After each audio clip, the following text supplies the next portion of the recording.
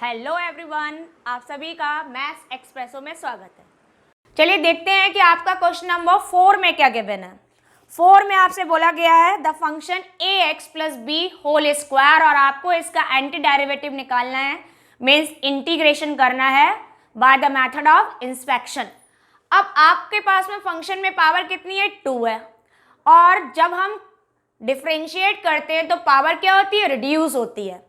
तो इसका मीन्स ये हुआ कि जब हम ax प्लस बी पावर 3 को डिफ्रेंशिएट करेंगे तब आपके रिजल्ट में जो आपका फंक्शन है उसकी पावर 2 रिमेनिंग रहेगी।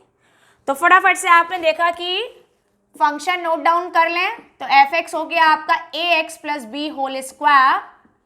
अब जब हम डिफ्रेंशिएट करेंगे ax plus b raise to the power 3 को, तब आपका रिजल्ट आएगा, पहले पावर को करेंगे तो 3, then ax plus b whole square, फिर बेस को करेंगे तो इसके साथ में ax का डेरिवेटिव a और b का डेरिवेटिव 0। आपका फंक्शन है only ax plus b whole square. ये टर्म तो यहाँ पर आ रहा है बट इसके साथ में 3 एंड a और एक्स्ट्रा है, तो इसको आप ट्रांसफर कर देंगे दूसरी साइड पर। तो आपके पास रिमेनिंग बचा that is the derivative of ax plus b whole cube upon 3a is equal ax plus b whole square. अब आप दोनों साइड्स पे इंटीग्रेट कर दीजिए ताकि हम एंटी डेरिवेटिव निकाल पाए अपने रिक्वायर्ड फंक्शन का। That's why we are integrating both sides. तो रिजल्ट क्या हुआ, the integration of d over d x ax plus b whole cube upon 3a dx is equal integration of ax plus b whole square dx। इसको आपने simplify किया तो आपका result कितना आ गया, ax plus b whole cube upon 3a and the integration constant c। क्यों लिखा है, देखो ये आपका डेरिवेटिव है, ये एंटी डेरिवेटिव है, तो ये तो आपका कैंसिल आउट हो गया, इसलिए यहाँ पे कुछ चेंज नहीं आएगा, एज इट इज फंक्शन नीचे आ गया। बट बिकॉज ऑफ इंटीग्रेशन इसमें हम इंटीग्रेशन कांस्टेंट को अप्लाई कर देंगे। और ये किसका आंसर आया है, the integration of ax plus b whole square into dx। ठीक है, तो ये हो गया आपका result for the question number 4।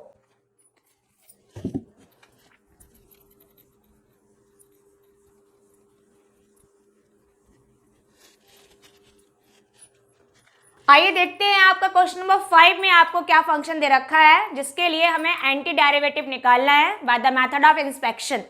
आपको फंक्शन दे रखा है sin 2x minus 4e raise to the power 3x।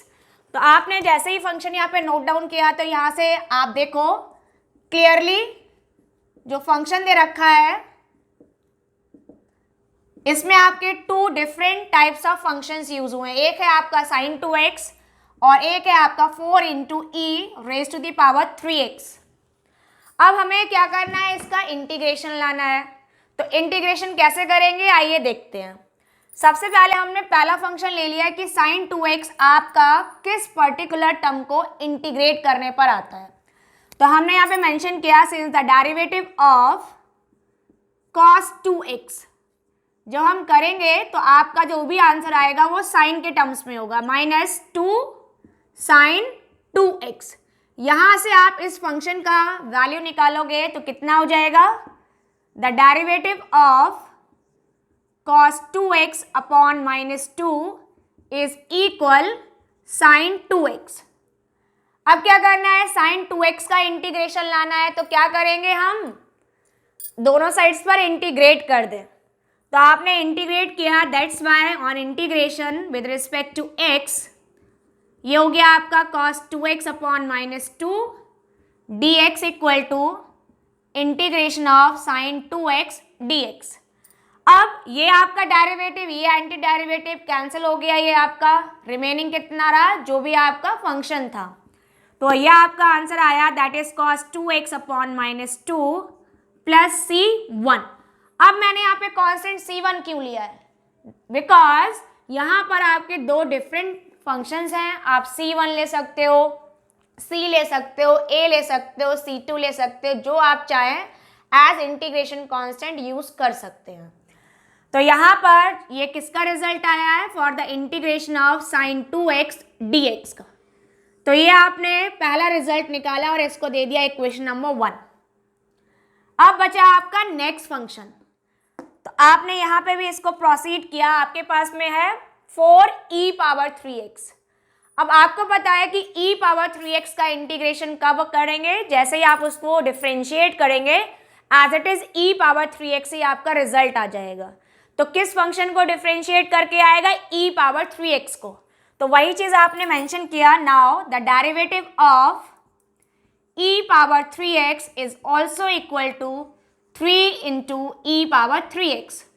अपने फंक्शन के अकॉर्डिंग इसको अरेंज करें तो आपके पास में रिजल्ट होगा the derivative of e power 3x upon 3 is equal e raise to the power 3x। अब क्या करें? हमें इसका इंटीग्रेशन लाना है, तो दोनों साइड्स पर हमने इसे इंटीग्रेट कर दिया। तो यहां से आपका रिजल्ट हुआ that's why the integration of d over d x e power 3x upon 3 dx equal to integration of e power 3x dx।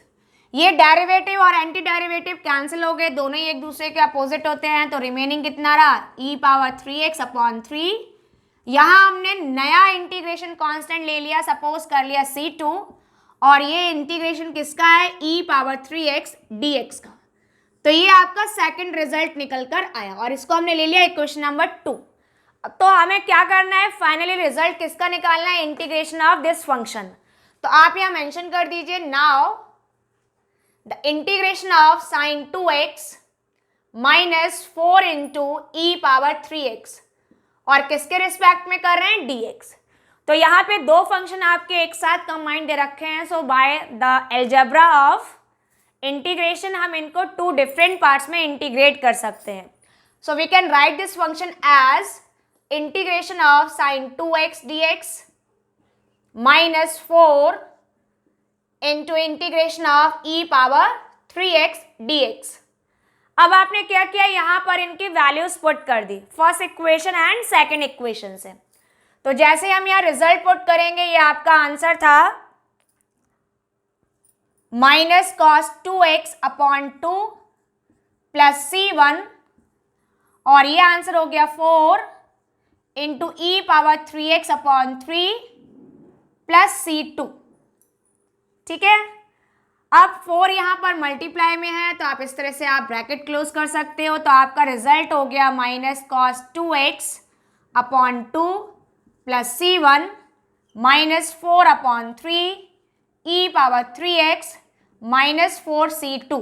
अब आप देखो कि आपके पास में 2 डिफरेंट इंटीग्रेशन कांस्टेंट है।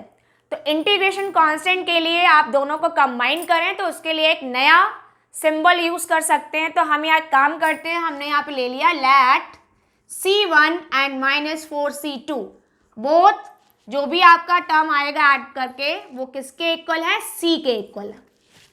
तो यहाँ से आपका फाइनल रिजल्ट आ गया minus cos 2x upon 2 minus 4 upon 3 E power 3x and plus c। तो इस तरह से आपका ये इंटीग्रेशन कंप्लीट हो गया। तो आपने जो भी आपने क्वेश्चन सॉल्व किया है, इसमें हम डायरेक्टली भी कर सकते थे इंटीग्रेशन, तो यहाँ से नॉर्मली हो जाता। हम ये पूरा प्रोसीजर क्यों लगा रहे हैं? Because we are solving this sum by the method of inspection. Inspection जब हम यूज़ करेंगे तो हम उसमें पहले दिखाएंगे कि आप किस फंक्शन को डिफ्रेंशिएट करेंगे, तब आपका फंक्शन आएगा, और उस पर बेस्ड ही आपको रिजल्ट सिंप्लीफाई करके लाना।